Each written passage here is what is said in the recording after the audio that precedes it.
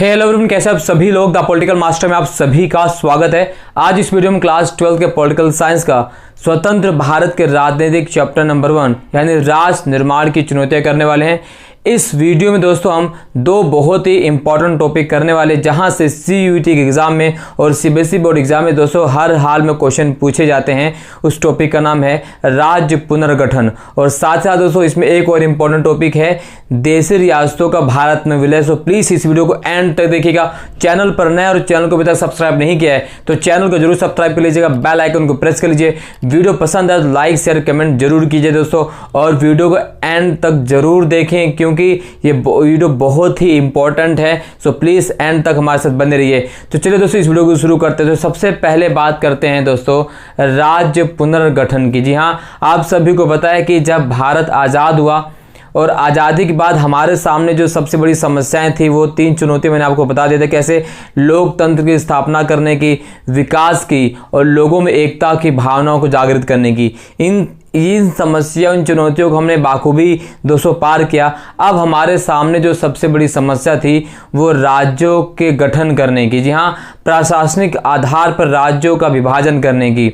एक ऐसा विभाजन जिसमें हमारी विविधता, हमारी सांस्कृतिक बहुलता की झलक मिलती रहे। ऐसा ना हो कि हम अलग थलग राज्यों का निर्माण करते हैं जो हमारे देश की एकता और अखंडता के लिए सही साबित ना हो। तो ये हमारे सामने एक बहुत बड़ी चुनौती थी, और इसी चुनौती का सामना करने के लिए हमारे सरकार द्वारा कई तरह के आयोगों का गठन किया गया भाषाई आधार पर राज्य को गठन करने की। क्योंकि 1947-48 तक अगर हम बात करें तो भारत के तमाम जो है नेताओं की बात करें तो उन्होंने भाषा के आधार पर राज्यों के गठन की मांग को स्वीकार कर लिया था। इससे पहले अगर हम बात करें दोस्तों तो 1920 में यानी 1922 में कांग्रेस का जो है नागपुर अधिवेशन हुआ था, और कांग्रेस के नागपुर अधिवेशन में भी ये मांग स्वीकार कर ली गई थी कि भारत के जो गठन के राज्यों का जो गठन किया जाएगा आज़ादी के बाद, उसका आधार, उसका जो बेस होगा वो लैंग्वेज या भाषा होगा। बट 1920 से लेकर 1947 का जो समय था दोस्तों, इसमें बहुत सारे परिवर्तन हुए, और इस परिवर्तन को देखते हुए ये सही जान नहीं पड़ रहा था कि आने वाले समय में जो भाषा राज्यों गठन किया जाए उसका आधार भाषा ही हो। क्योंकि ऐसे में हमारी जो एकता और अखंडता की जो बात थी, जो हमारे स्वतंत्रता सेनानी चाहते थे कि भारत में एकता, अखंडता और जो विविधता का कॉम्बिनेशन है वो हमेशा बना रहे, और भारत एक ऐसे राज्य के रूप में हमेशा उदाहरण के रूप में प्रस्तुत हो जिसमें एकता, अखंडता, भाईचारा का जो कामयाबी हमने हासिल को हमेशा अपने बिंदु पर रहे दोस्तों। तो इसको हमें बनाने के लिए इस तरीके से चीज़ें थी। बट अगर हम बात करें दक्षिण में, तो दक्षिण में भाषा के नाम पर राज्यों गठन करने की मांग लगातार तीव्र हो उठी थी। ऐसी बीच दोस्तों 1948 में एक कमेटी बनाई गई, जिस कमेटी का नाम क्या था, उस कमेटी का नाम दोस्तों एस के धर यानी एस के धर की अध्यक्षता में 1948 यानी जून 1948 में भाषा आयोग की नियुक्ति की गई। जी हाँ, भाषा आयोग की नियुक्ति की गई। इसका काम यह था कि पता लगाना कि भारत में राज्यों जो प्रशासनिक सीमाओं का निर्धारण किया जाना है, क्या वो सीमा भाषा के आधार पर खींची जा सकती है, क्या भाषा एकमात्र आधार हो सकता है राज्यों का निर्माण करने का।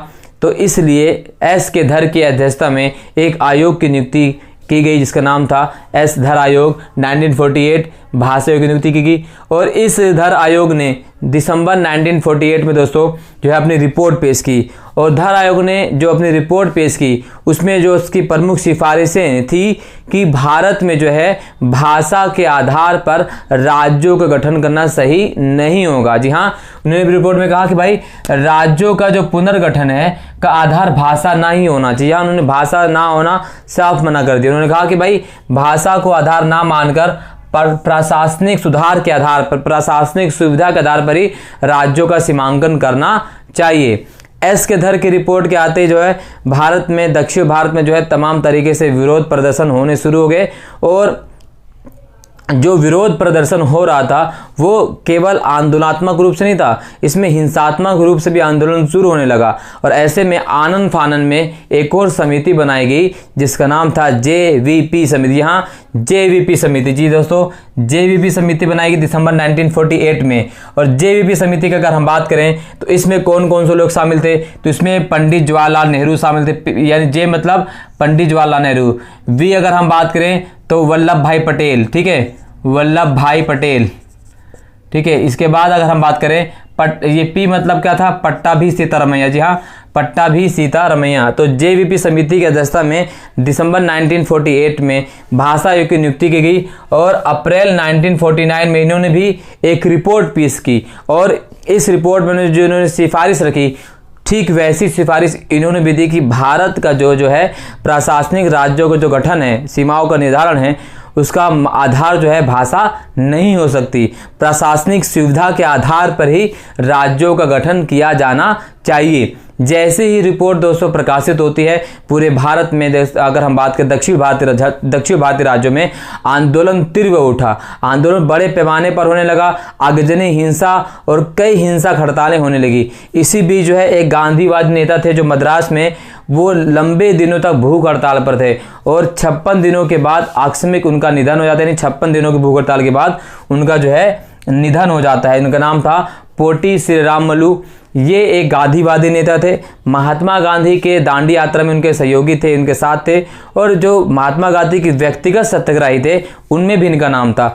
तो इनकी जो है आंदोलन के दौरान, भूख हड़ताल के दौरान इनकी मृत्यु हो जाती है, क्योंकि ये भारत की जो मद्रास प्रेसिडेंसी थी, उस मद्रास प्रेसिडेंसी में से एक अलग तेलुगु भाषी नाम के आधार पर एक अलग राज्य की मांग कर रहे थे, जिसका नाम रहा था आंध्र प्रदेश। तो आनन फानन में जो है आंध्र प्रदेश राज्य का निर्माण किया गया।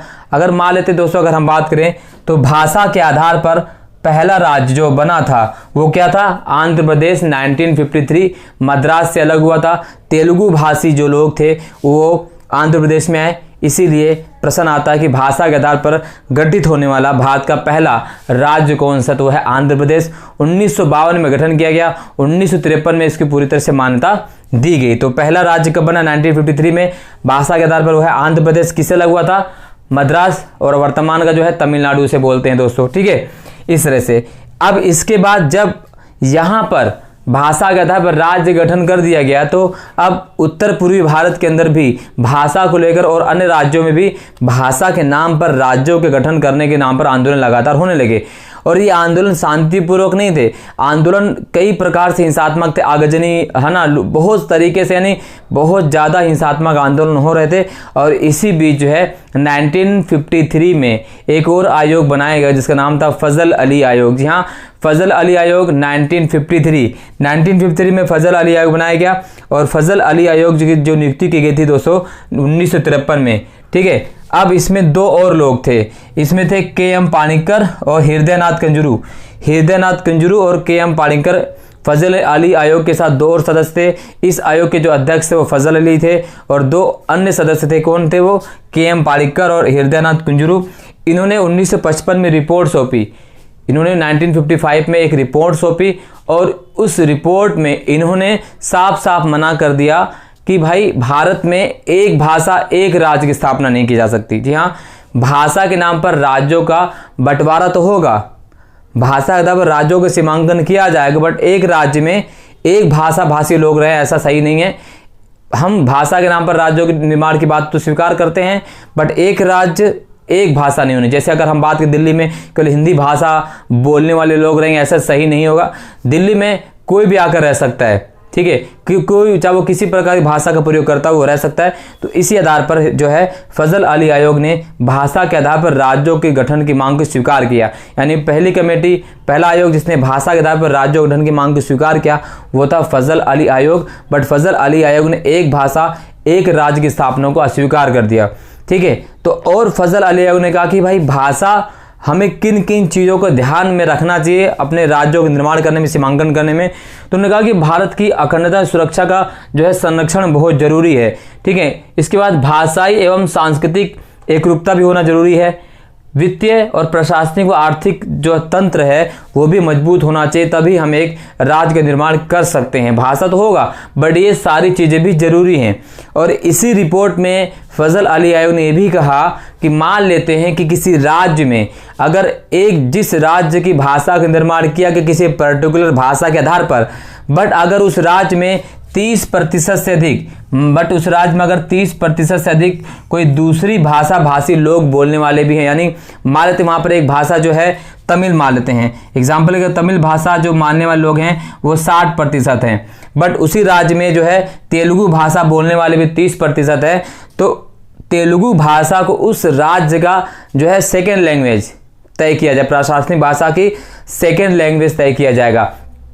ठीक वैसे जैसे उर्दू की अगर हम बात करें, जैसे उत्तर प्रदेश की 2 आधिकारिक भाषाएं हैं, हिंदी और उर्दू, ठीक है। ठीक ऐसे ही फजल अली आयोग ने कहा कि अगर एक राज्य में एक बहुसंख्यक भाषा बोलने वाले लोग हैं और दूसरी भाषा बोलने कम से कम 30% या उससे अधिक है, तो उस राज्य में उस भाषा को भी आधिकारिक या सेकेंडरी बाइलिंगुअल लैंग्वेज के नाम के उस पर दर्जा दिया जाएगा। तो ये भी एक सिफारिश की थी किसने, फजल अली आयोग ने, जो लागू किया गया है। उत्तर प्रदेश आप देख सकते हैं, बिहार आप देख सकते हैं, ठीक ऐसे ही है। इसके अलावा इन्होंने भी कहा अगर किसी राज्य में 15 से 20% लोग जो हैं एक भाषा भाषी बोलने वाले या अल्पसंख्यक भाषा बोलने वाले लोग हैं, तो उस राज्य में भी वो अपनी भाषा का प्रयोग कर सकते हैं, चाहे वो भाषा भारतीय जो अनुसूची भाग 8 में दी गई हो या ना दी गई हो। अगर 15 से 20% लोग हैं जो उस पर्टिकुलर भाषा का प्रयोग करते हैं, तो ऐसे में उस राज्य में भी जो है अल्पसंख्यक जो भाषा बोलने वाले लोग हैं जो 15 से 20% है, तो प्रशासनिक भाषा के रूप में उनके लैंग्वेज का प्रयोग किया जा सकता है। ये भी इसमें सिफारिश की गई।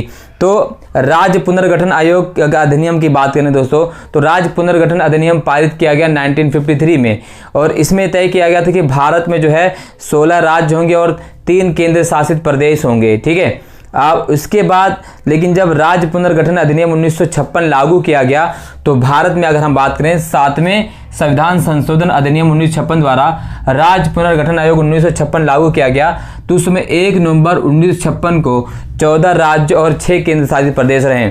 आप स्क्रीन पे देख सकते हैं, मैंने ठीक है वहाँ पर कितने राज्य हैं, तो 14 राज्य और 6 केंद्र शासित प्रदेश कब बने, 1956 में। तो भारत में 1956 1 नवंबर तक कितने राज्य थे, 14 राज्य और 6 केंद्र शासित प्रदेश। लेकिन जो राज्य पुनर्गठन अधिनियम 1953 था उसमें अगर हम बात करें तो 16 राज्यों का और 3 केंद्र शासित प्रदेशों का तय किया गया था। लेकिन जब लागू किया गया 56 में, जो 14 राज्य और 6 केंद्र शासित प्रदेश थे, और वो कौन से राज्य थे और कौन से संघ शासित प्रदेश आप स्क्रीन पर दोस्तों बाकायदा देख सकते हैं। उसके बाद भी आप देख सकते हैं कौन कौन से कितने राज्य बनाए गए, सारी स्क्रीन पे है दोस्तों। अब बात करते हैं, जैसे आप सभी को पता है दोस्तों कि हमने अभी राज्य पुनर्गठन आयोग किया, पूरा राज्य का पुनर्गठन कैसे किया आयोग पर उसको आप पूरी तरह से समझ चुके होंगे। अब हम नेक्स्ट टॉपिक करने वाले हैं। जैसे मैंने आपको बताया था उससे पहले वीडियो में कि भारत में देशी रियासतें थी और देशी रियासतों का विलय करना बहुत बड़ी समस्या थी। हालांकि इस समस्या का समाधान बखूबी तरह से निभाया हमारे जो उस समय तत्कालीन गृह मंत्री और उप प्रधानमंत्री कौन थे, सरदार वल्लभ भाई पटेल ने, और वीपी मेनन के सहयोगी थे। उनके द्वारा राज्यों का आसानी से विलय किया गया। बट कुछ रियासतें ऐसी थी जो भारत में नहीं मिलना चाहती और उनको भारत में विलय करने में काफ़ी समस्या, काफ़ी मशक्क़त का सामना करना पड़ा। और उन्हीं में से एक देशी रियासत है दोस्तों, वो है हैदराबाद। हैदराबाद की अगर हम बात करें तो हैदराबाद का नवाब का नाम था नवाब मीर उस्मान अली बहादुर, या आसफ जाह के नाम से भी इन्हें जाना जाता है। नवाब मीर उस्मान अली बहादुर 13 दिसंबर 1948 से लेकर 17 दिसंबर 1948 तक जो है भारत ने एक सैनिक कार्रवाई करी, और उस सैनिक कार्रवाई के दोस्तों नाम दिया गया ऑपरेशन पोलो। तो ऑपरेशन पोलो के आधार पर जो है हैदराबाद को भारत में विलय किया गया।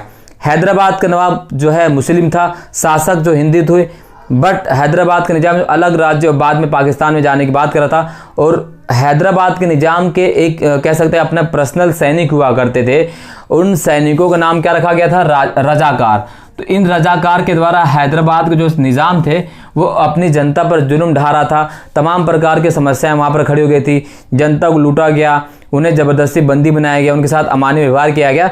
तो इन तमाम प्रकार की समस्याओं को देखते हुए पुलिस कार्रवाई के माध्यम से हैदराबाद को भारत में विलय कर लिया गया। और जो पुलिस कार्रवाई की गई थी उसका नाम तो ऑपरेशन पोलो, ये आपको याद होना चाहिए, यहाँ से क्वेश्चन डायरेक्ट पूछता है। इसके बाद बात करते हैं जूनागढ़। जूनागढ़ भी दोस्तों एक स्वतंत्र रियासत थी, वो भी पाकिस्तान में जाना चाहती थी, अलग रियासत बनाना चाहती थी। तो उनके नवाब थे मोहम्मद महाबत खान। फरवरी 1948 को जो है इसको भारत में विलय कर लिया गया। और इसके बाद हम बात करते हैं इनको जो विलय किया गया ये जनमत संग्रह के माध्यम से, याद रखिएगा, जनमत संग्रह के माध्यम से इनका विलय किया गया।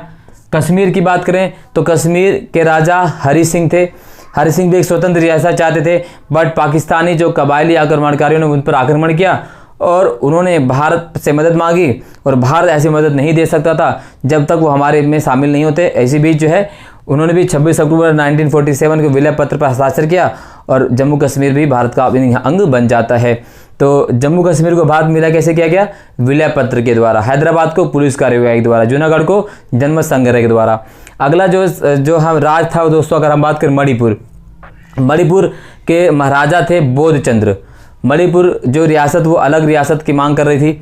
उसकी अगर हम बात करें तो 21 सितंबर 1949 को जो है विलय संधि की गई और 15 अक्टूबर 1949 से जो है मणिपुर भारत का अभिन्न अंग बन जाता है। ठीक है, इसके अगर बात करें एक और राज्य है सिक्किम को भारत में विलय कब किया गया?